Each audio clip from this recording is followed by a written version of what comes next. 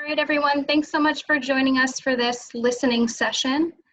I'm going to turn it over to the Congresswoman to get us started. Thank you. Thank you, Jen. And hello, everyone. Thank you for joining us today for this virtual youth-led listening session on safely reopening our schools in the midst of the COVID-19 pandemic. As always, it feels good to be in community with you, albeit virtually in the interest of the public health. And I appreciate all of you taking time out of your day, 100 plus strong, to join us as these youth share their expertise and their lived experiences in navigating these uncertain times. Now, across this nation, in our district, and throughout history, young people have been leading the way. They have been organizing, mobilizing, raising their voices, and calling us to action. On my lapel today, I'm wearing the pin that we were given at the funeral services for Representative John Lewis. Perfect embodiment of the power of youth voice. As I think of his iconic trench coat and backpack, crossing the Edmund Pettus Bridge, and the fact that at the age of 23 years old, he was the youngest speaker at the March on Washington. He also supported my amendment to lower the voting age in federal elections to 16 years old. John Lewis, as a student leader, spoke for a generation and spoke for the movement and spoke to the moment. And I know that all of you will do that very same thing today. The first time I ever convened a listening only session was when I was a Boston city councilor. And it was where we opened up City Hall for some 400 plus families who had been impacted by gun violence in the city. It was arguably the most important hearing I've ever participated in. And so that's why we wanted to do this today. So often our young people are being spoken about and referenced and talked to, but not included. And again, you've been at the fore of every great movement throughout our history, and your voices deserve to be centered. And we need to hear from you, especially as our community works together to navigate this pandemic. I wanted to create the space to uplift the voices of our students, of our scholars throughout the Massachusetts 7th. You have all navigated these unprecedented times and have been faced with hard choices and added barriers that many of us, parents and teachers, have never had to experience. So today, I look forward to doing the important work of listening to our young people in the ways in which this crisis has uniquely impacted them and their families. To those who are joining us today as listening session participants, welcome, and thank you for joining this conversation. We welcome you to share your thoughts and questions with us on the chat as well. My staff and caseworkers will be monitoring and responding where appropriate. Now, I may be posing some discussion questions throughout, but I am turning this mic and the airtime over to our young people to drive the conversation. I'll simply be a steward of the conversation. So let's get to it, and we'll start by having each panelist introduce themselves. Please share your name, where you are from, and what school you currently attend. Hello, can you guys hear me? Yes. Okay, my name is Jasmine Joel. I live in Chelsea, but my parents were born in El Salvador. And recently I just graduated from Chelsea High School. Wonderful. Thank you for joining us. Hi, guys. My name is Emanuele Fernandez. I'm going to be a sophomore next year, and I live in Everett, Massachusetts, but my family and I are originally from New Jersey.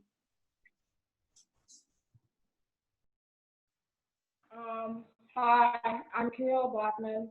I voted Burma in May. I live in Milton, and my family is originally from Morocco. Hi, my name is Kaylin. I'm going to be a sophomore next year at Blue Hills Regional. I live in Roxbury right now, and my parents are originally from America.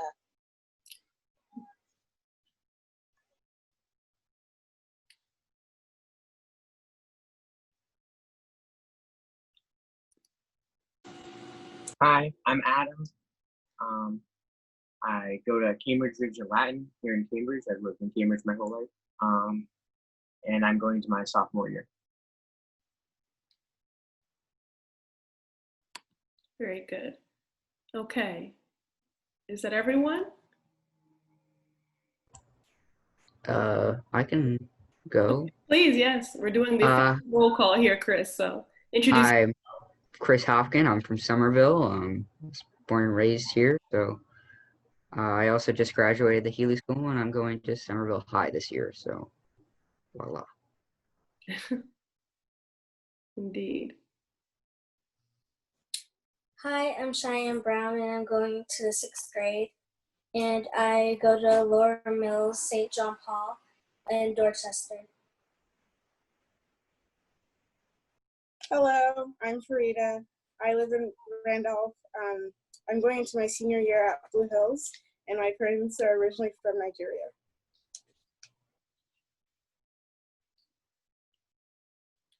Okay. All right, well, let's get into the discussion. I think we've completed our roll call there. Thank you all again so much for joining us today. And let's just start with how COVID-19 has impacted you. Oh, I'm sorry. One more. I didn't see you, Caleb. Caleb, and please introduce yourself.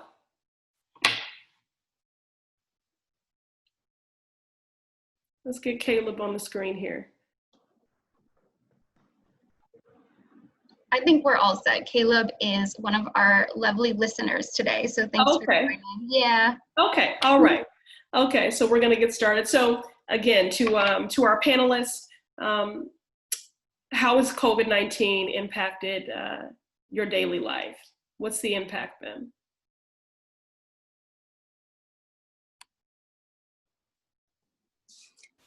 So growing up, I always had some sort of plan or schedule for the day to keep myself organized. And with COVID and everything going on, it's all been so unpredictable. So I had to adjust and get used to doing all my schoolwork online and not having my teachers and friends helping me every day. Anyone else on that? How has COVID-19 impacted your daily lives? Yeah, so. Oh, you can go first. Okay, sorry.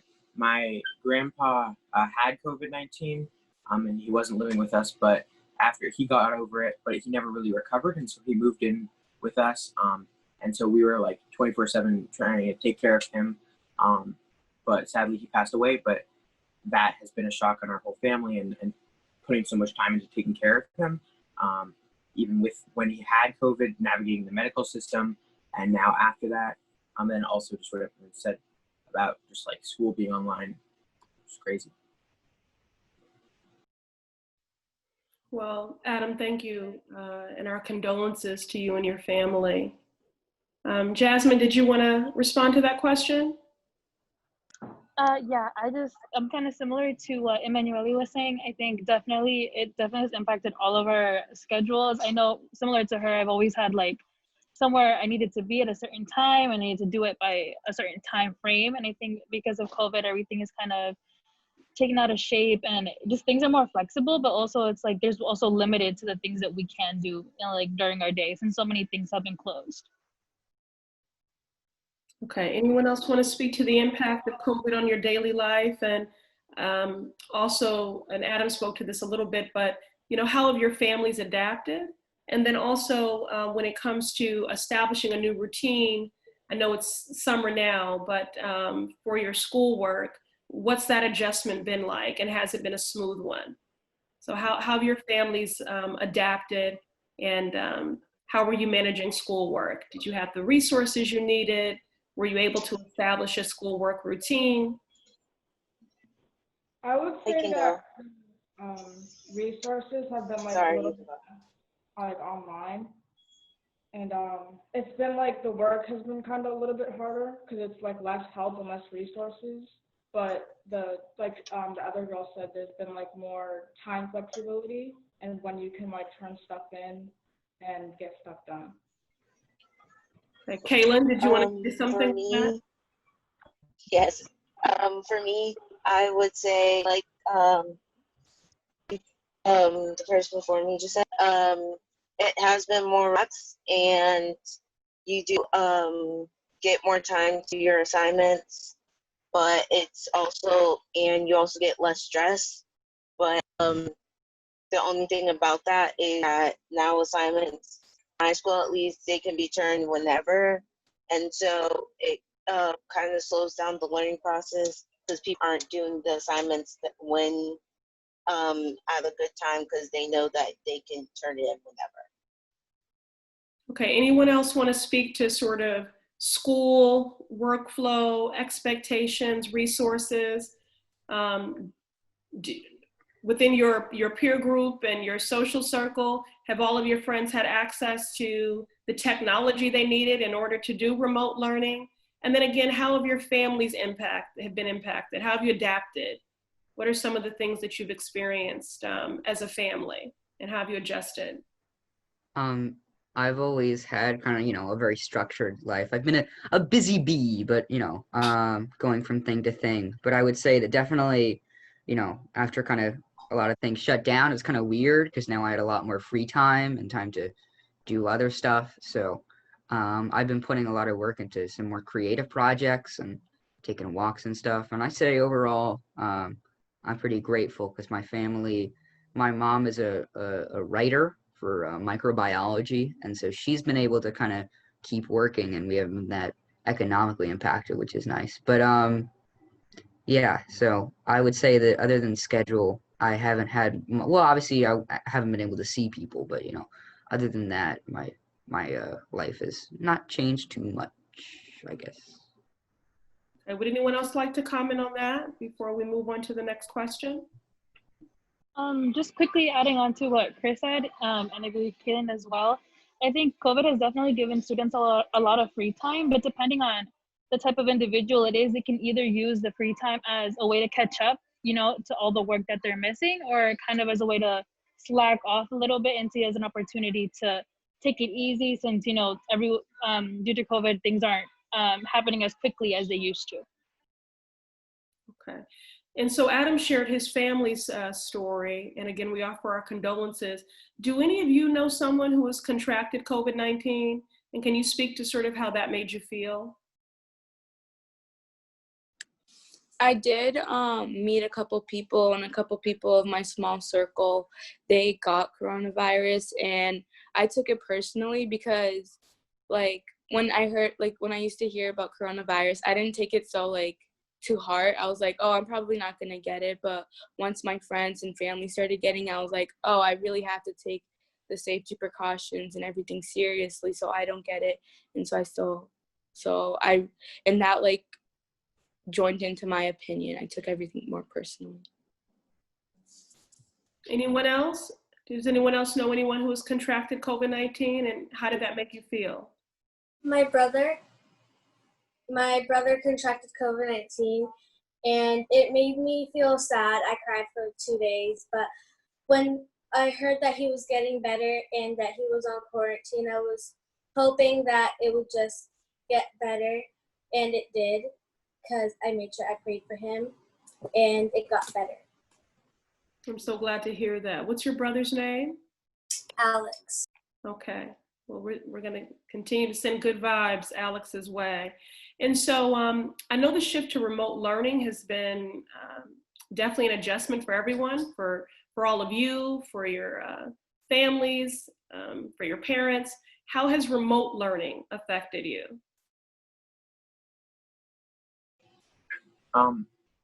I have ADHD, and I've always struggled with homework and staying on task.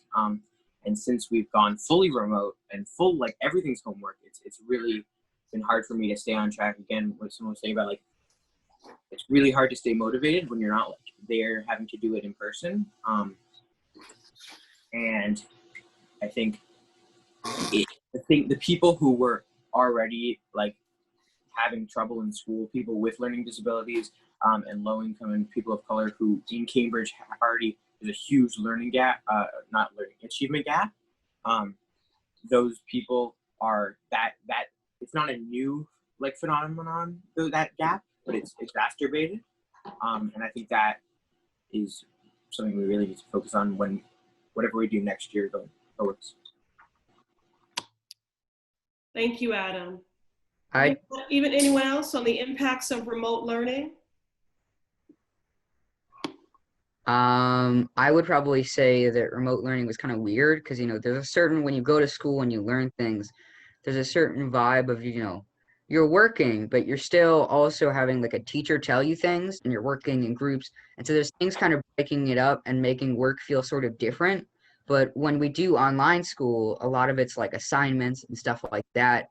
And so it's a lot more of just straight like going through it and doing stuff, which is kind of annoying, and it's really easy to just get bored because with school there was a lot of things filling up your time that were different, but now it's suddenly all just, no, here's another assignment. I'd say the other thing is also, I think the teachers that I've enjoyed and thought have done a good job were just teachers that seem like prepared and seem to be like on it and like giving us stuff that still applied. Like my science teacher just kind of, I don't know what he was doing, but he kind of went mad and was like, hey, make paper airplanes, drop an egg, see what happens.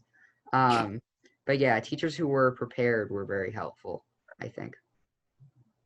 Okay, so in that vein, and Chris, just building upon that, so as folks talk about what their experiences were with remote learning, I just want to continue on that line of questioning for a minute.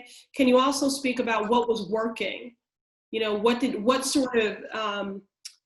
What kind of teaching and exercises and practices did you find that made remote learning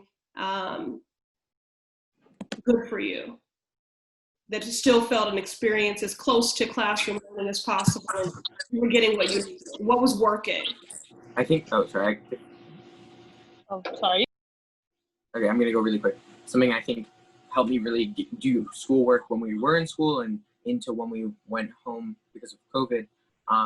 Like not necessarily extracurriculars, but like classes. Like I took photography, and I like doing a vocation in like media, and those classes have been really good.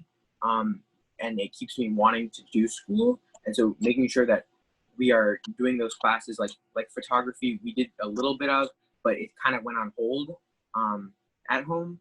And when we did have those assignments, they were really fun at home. And I think making sure that as much like academics we push on students, we balance that out with things that like opportunities that come from school. Okay, Jasmine. I was just quickly going to add, I agree with both Adam and Chris. I think COVID definitely is such a new and unprecedented situation to not only students, but administration and teachers, everyone trying to figure it out.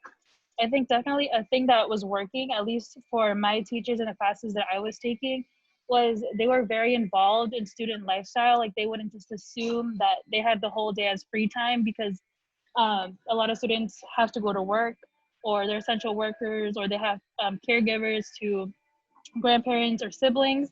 But it was also very difficult because there was also some teachers who piled on assignments and weren't really flexible with like the deadlines. But overall, I think I was fortunate enough to have teachers who understood that this definitely was difficult for everyone, and that assignments were very flexible and easy, and we always had easy communication to them.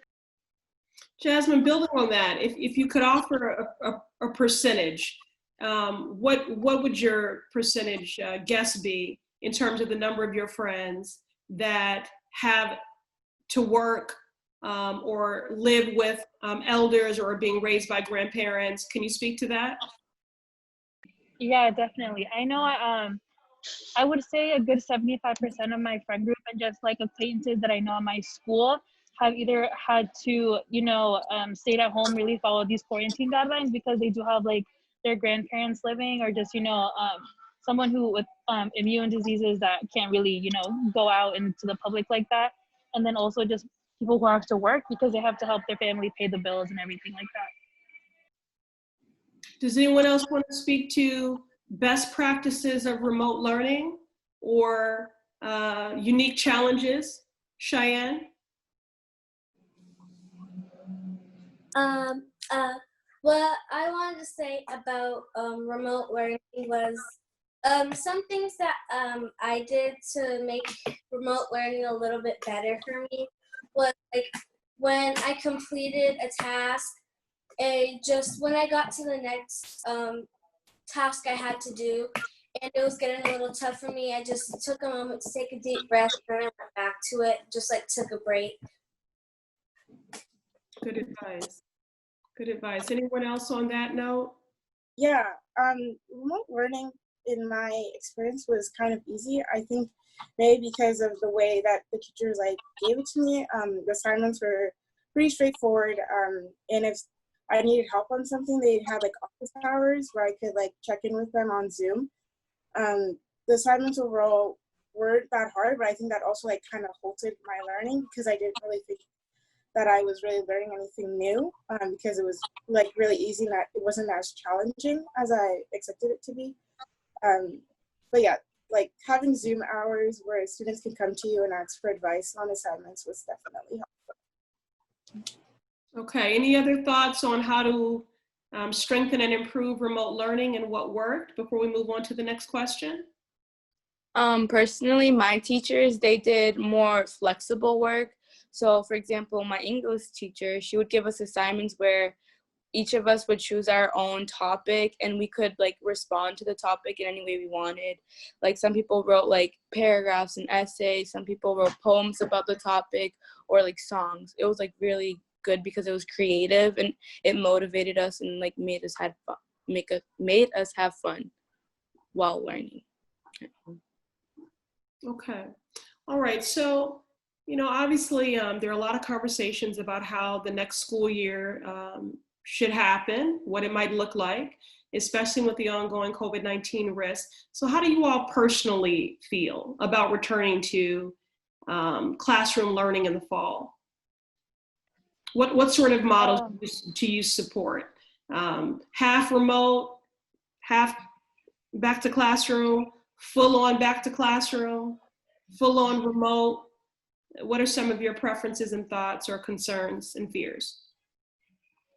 For me, definitely like a full return to campus in the fall is definitely scary because I've known people who have contracted the virus by being careful, following, washing their hands for 20 seconds, always wearing the mask, and regardless of all the safety procedures that they've taken, they still, find the virus. And I think that's terrifying to me, going back to like a classroom with my peers and we're all just trying to get through the year, but with like that ongoing fear that no matter how safe we're trying to be, that there's still that chance that we can get the virus, since people go home and they go to work and they interact with so many other people that we're not aware of. Anyone else on that? Thank you, Yasmin. I would say, oh, you want to go? Right. You go first, and Okay. I would say that like if you have large numbers of students inside of the school, that it's a little bit more risky to just like fully open. But I would say if you have like a school where you only have like 300 students and like only 9 kids per class, that you could probably reopen, but there's like a less chance. But if you're having like 1,000 kids in a school, then I think maybe you should do hybrid, or like some kids can go to class this day and like the next day the kids who are doing online the other day could go then. But yeah, I think it just really depends on how much faculty and staff, not faculty and kids you have inside of the school. Okay, let's build on this. yeah, it's a really tough decision, right? Because as I was saying about the like achievement gap being exacerbated due to this, online learning is just not accessible to a lot of people. Like even if you give kids technology, which Cambridge did, there are so many things that like put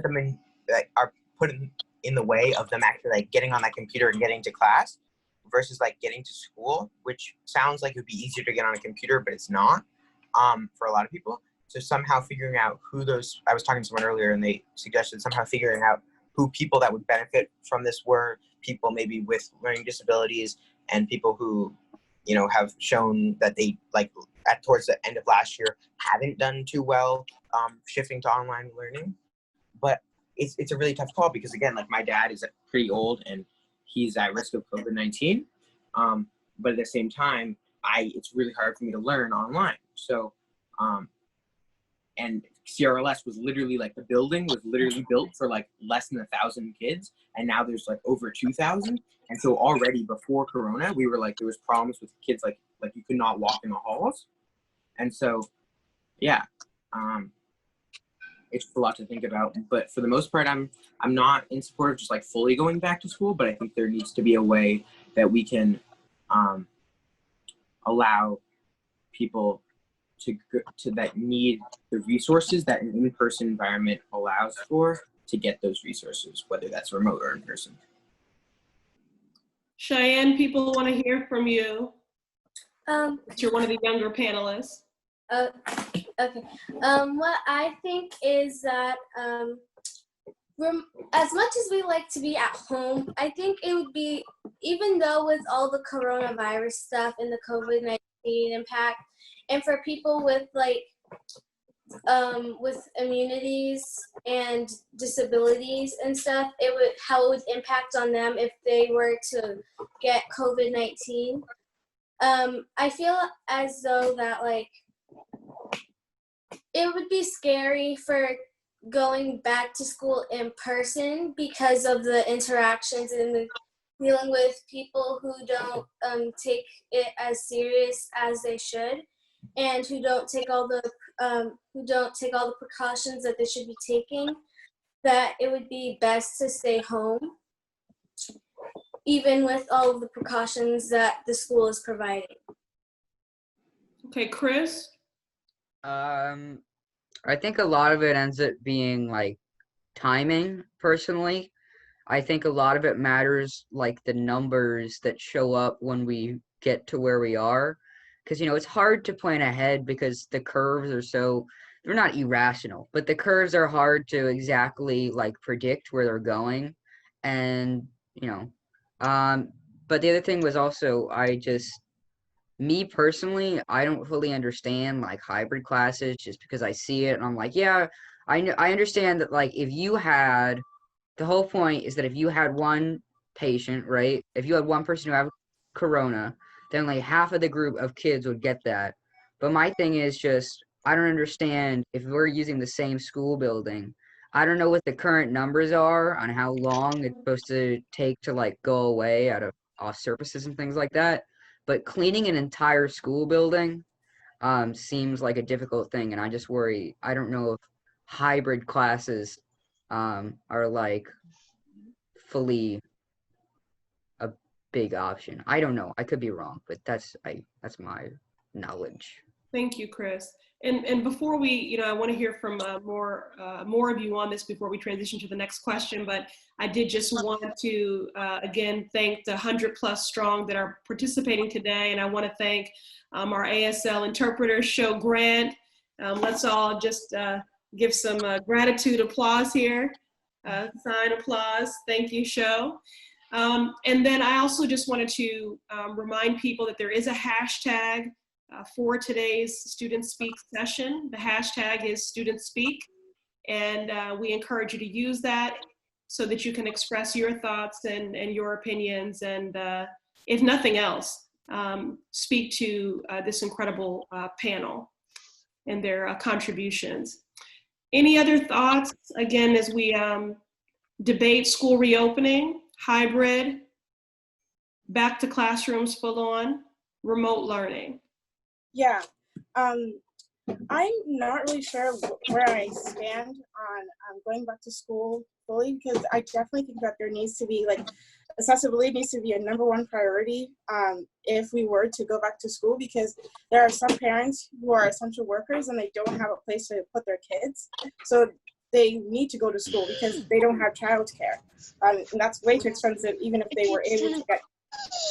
And some people are not able to learn online. I know for myself that I have a lot of friends who weren't able to have the same experience as me with online learning. So like a hybrid program might work, but I think it should be up to like the student's choice and their family, like if they want to go back to school fully or do like a hybrid program because their families can keep them at home because they have to work or something like that. Okay, thank you. Can folks just build upon Verna's point around the impact on your families? Because you're not solo, so I appreciate your acknowledging the fact that many have parents that are essential workers, and so the challenges that faces. Have any of you had these discussions with your own families? Yes, sorry. I No, you have a can go first. younger, okay. I have a younger brother, and I know one of the plans were to do people whose last name started with A through M, go in the beginning of the week, and then N through Z, I think, at the end of the week. I personally, for my family, that wouldn't work because me and my younger brother have different last names, and there wouldn't be anyone to take care of him when I'm out of school. And I know a lot of other people that have the same problems with younger siblings, and they're the primary caretaker of the siblings. I usually pick up my younger brother at school, and he goes with me places. So if it was to split up or do hybrid, half online and half in school, it would be difficult personally for my family. So I'm more in support of remote learning, even though both have their downsides and everything because of the access of the internet access and Corona and the outbreaks and everything. Thank you. Anyone else want to speak to that about any discussions you've had with your family about what might work best for your family and some of the unique challenges? Kind of what Emmanuelle was saying, I think there's definitely pros and cons to both. I think the real challenge here is trying to see which one do the benefits outweigh the negative outcomes. Personally, both my parents contracted COVID at the same time, so it was a really financial hit for our family because they obviously, are the ones who work the most and pay the bills and everything. So we had to rely on a lot of the services who provide community support. So a huge discussion that I've had with my parents. I have a younger sister. She's going into the first grade. Our fear is that, by sending her to school, she can contract the virus. I know the fact that little kids don't really get it as much, as adolescents and adults, but it's still there. It's still a very real possibility. So we just want to make sure that the option that we choose to practice, is safe for her so she doesn't get sick, safe for us so we don't get sick, and just the rest of the community, because I think I speak for most people when we say that we wish this goes soon, because it's such it just causes so many difficulties for everyone, schools and hospitals and everything. How are your parents doing now, Yasmin? They're good, thank God. They both, they tested negative a couple weeks back, so they're back to work.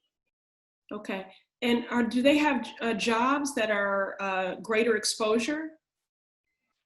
Yes, they do. My mother works at our local market basket. So, there's a lot of people who come in to do their grocery shopping. So she's very exposed to it every day. And my father also, he drives around picking up from donation bins. So he's exposed to it as well because he touches a lot of services that other people have touched as well. I'm glad they're doing better. Would anyone else like to build upon this in terms of conversations you've had with your family about what would be the best way to continue to get your education and for schools to reopen in the fall? Impact on family? Okay. All right, so let's transition to the next question. And that is, what do you need for me to know? How can I best advocate for you and your concerns? What do you want me to keep in mind as myself and other elected officials who are in positions to make these decisions? What would be the most important things that you would want me to keep in mind? How can I best advocate for you? I think something you have been advocating for a while is the fact that a lot of the things that COVID-19 is showing aren't new things. And a lot of people in the media and in politics are just saying, oh, look at this, new problems. And I think a lot of the problems is just COVID-19 bringing things to light, the achievement gap and other things like that. So making sure that we do things now that won't just end when COVID's over. We're having economic support for people, but that a lot of those things are ending when COVID's ending or even before that. And I think policies around the schools. Like I was just talking to someone earlier about MCAS and about, if you don't know standardized testing, you know, but like people watching. And, you know, we probably can't do that because of COVID, but we might just want to not do that ever again because we're learning to take tests. We're not learning to learn, and to make sure that that the decisions we make now, that we think about long term, what we want education to look like and what we want our country to look like. And so, you know, that's just long term thinking is what I really want everyone to look at.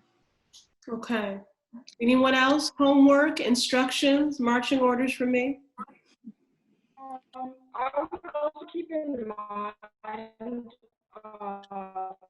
like, kids that also need like that. We're going to come back to you because your connection isn't good.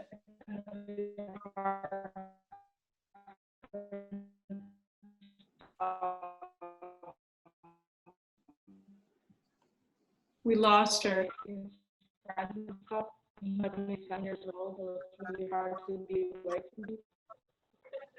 Okay. Camila, you might want to write it in the chat. I want to make sure I get your instructions for me, and your signal was breaking up, okay? Anyone else on that? Yeah, I can just quickly, I think it's been good that there's been a lot of kind of locally funded like programs for after school and summer things. I know the Somerville Media Center, which I work at, has been doing some stuff, and I feel like continuing to create and help fund programs that are kind of free and easy to access for younger kids and teens, people like that is good, I would say. Okay, thanks, Chris. I have two like suggestions. One suggestion is like if we do like do remote learning, to have more hotspots around like the city and like Massachusetts in general, so that the people that don't have access to internet have a place where like they can work on their schoolwork. And then another suggestion is to make more of the schoolwork and like information available in multiple languages, because there's so many families that like just moved to America, or like they don't speak like proper English or have trouble understanding, and like some of like the students depend on their parents, and like if their parents can't understand the work, then like who else is going to be helping them? And it's going to just make it easier for everyone to adjust if there's like information and schoolwork in multiple languages. And to date, that has not been your experience? No, that hasn't been my experience, but I know of people like in my family that have just moved here from Brazil, for example, and like they had trouble like adjusting to. Okay, thank you. Anything else? Homework, takeaways, instructions from me? Go ahead, Jasmine. No, I was just going to quickly add, I definitely agree with Emanuele. I know my school district, Chelsea, the Chelsea Public Schools, did like a Chromebook handout. So like students who didn't have access to computers or laptops could go pick up one of the Chromebooks at the school. But I know a huge issue with that was Wi-Fi connection. Even if they did have Wi-Fi connection, it was very poor. So like they wouldn't be able to attend Zoom meetings, or it was really difficult to type up a Google document because it would be buffering all the time. And it was just really time consuming in that sense. But I also was reading the comments in the panel that people are saying. And I also agree that we need to look at an option that supports those who struggle with mental health. I know a couple of my friends have seen COVID as an opportunity to complete their academics, but also start to learn how to cope with that. And I think that a suggestion that I would have is just providing those students with the support they need, access to social workers and guidance counselors, so that they don't feel alone during a time like this, which is really scary. Thank you, Jasmine. I'm going to pick back up on that in our final question, which we'll get to in a minute. But I wanted to give other folks an opportunity. Any other instructions, homework for me in how I can best advocate for you? Yeah. Sorry, you can go. You can go and then I'll go. Okay. Well, want to say I apologize that I keep leaving my phone connection this time out. Can I ask what the question is? Yes, Kaylin. The question was, as myself and other elected officials are making decisions about reopening or other things that would impact youth, what are the things that are most important to you for me to keep in mind? How can I best advocate for you? What are the things that you want me to keep in mind? Like people have been saying, internet. And I think an idea when you're deciding if schools should reopen or not, like how you guys have started with the phase 1s and phase 2s, maybe start by opening up like high schools first to see if your plans in place are working. And then if they are, if people aren't getting sick even more, and if like they're staying pretty much the same or even going down, then you can start opening up the lower schools, because right now the younger kids, they aren't really used to COVID, I don't think, and the mask. So start with the older kids and then start working your way down to see if the numbers are decreasing or staying the same. Thank you, Kaylin. I actually had a question about that. Do you find that, within your social circle, your peer group, that people have access to masks and are wearing them? Do you feel that your peers and friends are taking this more seriously? For the people who I'm seeing that I actually see in person right now, we're required to wear masks, because at a job I'm working at right now, we're required to be wearing masks all times. So those ones, yes, they are taking this seriously. We're trying to social distance as much as we can while still being able to be social. Okay. But if there is a way so that for the people who don't have access, if like the schools can provide like one non-disposable mask so that people still have the chance to come in and work safely, then that would be a good thing. Okay. I haven't noticed any of my peer group having trouble with access to masks, but I do think it's important to make sure that people who have had economic trouble should be able to get easy access to masks and, medical supplies, things like that. So that's just. Okay. All right. We'll finish up on this question, and then we have a couple of minutes left, so we're going to transition to the last question.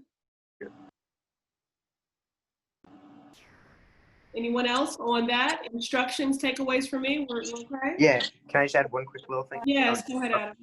Yeah, so I found that since Cambridge is such an economically diverse city, from people who make like hundreds of thousands of dollars as Harvard law professors to people who work at, grocery stores, and like other essential workers, that there have been people who can afford to someone sent me like a Facebook thing this morning of like someone who was like wanted to hire like someone to like be the person who taught their kids, right? So already with like homework and stuff, there are people who are like Harvard math professors who help their kids with math homework, and there are people who work multiple jobs and don't have the time or money to help them. And I think it's going to be really important to make sure that our learning is equitable across the economic spectrum, across the district, as you said in one of your first campaign ads, that it's one of the most economically diverse districts. And so just taking that into legislation, I don't know what we can do, but making sure that we can make sure that kids who go to private schools won't get like a crazy much better education than people who aren't because of COVID. Okay, thank you, Adam. Thank you.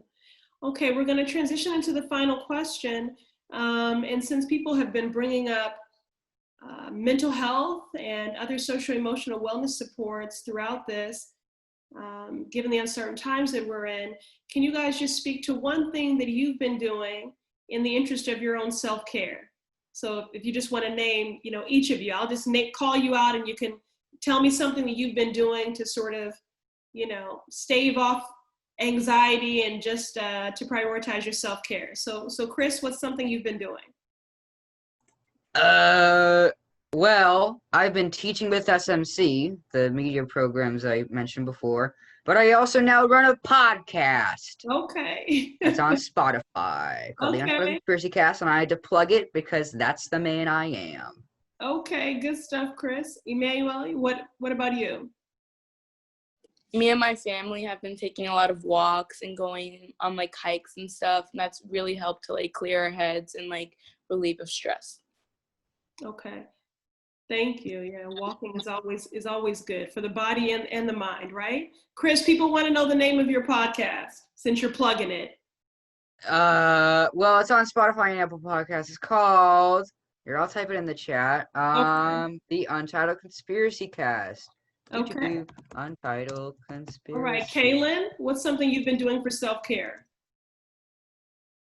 I have been taking a few minutes, trying to take a few minutes out of my day to just think over everything. And I've also been talking to my friends on House Party and to stay connected with people while still being social distance. Okay. I've tried talking to my family and I've tried talking to my family and making sure that they're staying safe so that I don't have to be super worried all the time. Okay, good stuff. Jasmine, what have you been doing for self-care? For self-care, I've kind of been focusing also on like my physical health. So I started to do more exercise at home, at least trying to, trying to get at least 30 minutes in daily. But as regards to like my mental health, I just kind of try to take things one thing at a time. Like I know during situations like these, things can seem overwhelming and overbearing because everything's moving. It feels like the world has stopped, but it's still moving regardless. So I'm kind of just trying to learn to tackle one thing at a time and just to stop and appreciate the little things. Adam, what have you been doing for self-care? So I picked up a mountain bike from the 90s on Craigslist, and I've been learning to mountain bike, not the highest end multi-$1,000 thing, but it's like I started by going on hikes, and then I got this bike, and now I've been biking while my family like walks the dogs and stuff. Great. Ryder? What about you? Ryder. You're up next. Rita, yeah, I didn't think you said my name, sorry. Yeah, I've been also doing My youth advisory council leaders representing Randolph very well. Thank you. I've been doing exercising, yoga, and I've been also like trying to pick up new skills. I started painting and like doing random crafts. And I also wanted to say something about the earlier question, but I didn't get a chance to. I would say like maybe keeping those food programs, because I know a lot of people do not have the do not have the ways to get food or enough food, especially during quarantine. And also keeping the like accessibility a number one priority. But yeah. Okay, great. I hope to see one of those paintings sometime, okay? Okay, Cheyenne? Hi, one thing I do to keep myself maintained during quarantine is I do art and I participate in the summer program called the Grow Girls. Yes, I saw the shirt. You had it on the couch earlier, right? You were promoting. Yeah, okay. So tell us about the program. Go ahead. Tell us a little bit about it. Well, the summer program, it's not just a summer program. I think it does it during the school year too. But a little bit about the program is it has girls mostly from the different communities, and they do fun activities like yoga and Zumba, or we sit down and we talk about ways to manage stress and just ways to have fun. Great. Excellent. Okay, Camila, did we lose you entirely?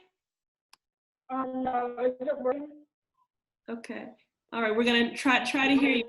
Something you're doing for self-care? Can you hear it? Yes.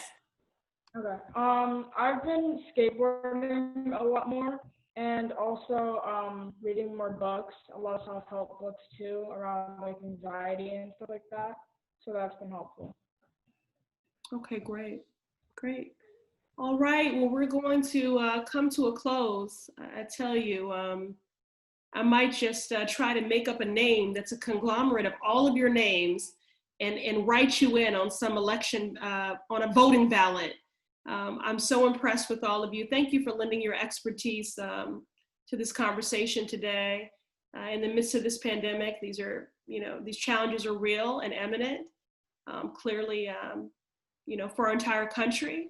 And to our students across all ages and across all grade levels, you certainly made that case today. And it really is on us as leaders within the community to make sure your voices are heard and listened to, and that any and all reopening plans account for the mental and physical health of our students and those you live with. I've always said that the people closest to the pain should be the closest to the power, driving and informing the policy making. So we have to be really intentional about making that a reality, especially during this pandemic, and especially when addressing school reopening policies. Thank you to all those who have participated as listeners. It is also an act of service to share, and it is an act of service to hold space and to listen to the experiences of others. So thank you for making that a priority today. And as we continue to chart a more just path forward, I hope you consider me a partner in this work. My staff is standing by to help if you are facing any issues directly related to COVID-19, such as accessing housing, food, unemployment benefits, or a stimulus check. Please do not hesitate to contact my office at 617-850-0400, 617-850-0400, or visit my website where we have a COVID-19 resource page at Pressley, PRESSLEY.house.gov. And again, if you have other thoughts, ideas, recommendations, fears, concerns, anything at all, you can use the hashtag StudentSpeak, and we'll be checking that hashtag online. Thank you all for joining us. Be well. Thank you. Thank you. Excellent job. You all are something special. And thank you, Shell. We appreciate you. Thank you for making sure that we had an accessible. Thank you so much. I was so happy to be here. You youth are amazing. Aren't they? My God. Keep pushing forward. Nice to meet all of you. Thanks, everyone. Thanks. It was an honor to meet you. Oh, it was mine. It was mine. Jen, is there anything else for the panelists before they log off? Can you repeat? I'm talking to my staff. Jen? Well, okay. I guess we're just going to log off then. I was seeing Nice to see you. Okay.